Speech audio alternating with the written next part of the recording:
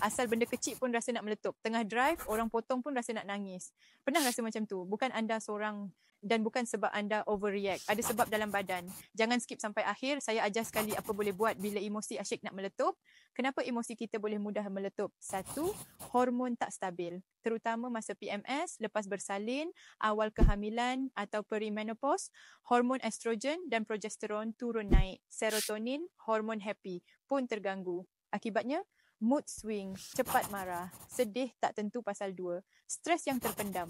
Kadang bukan sebab benda depan mata, tapi emosi yang kita simpan lama. Bila ada trigger sikit je, semua yang tersimpan boom keluar 3. Kepenatan emosi dan fizikal. Bila badan penat, otak pun tak boleh regulate emosi dengan baik. Tidur tak cukup dan tekanan kerja, anak atau rumah tangga, maka emosi jadi pendek sangat sabarnya. 4. Masalah hormon thyroid atau kekurangan nutrien. Tiroid rendah, hypothyroid, kurang zat besi, vitamin D, B12. Semua ni boleh buat emosi tak stabil. Rasa moody, hilang sabar, gelisah tanpa sebab jelas. Apa boleh buat bila emosi asyik nak meletup? Pause dan tarik nafas. Respon boleh dilambatkan, letak emosi tu on hold sekejap.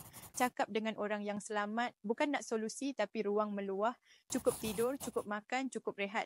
Amalkan FT, bantu stabilkan hormon dalaman wanita secara lembut dan natural. Kalau terlalu kerap meletup sampai ganggu hidup, boleh dapatkan sokongan psikologi.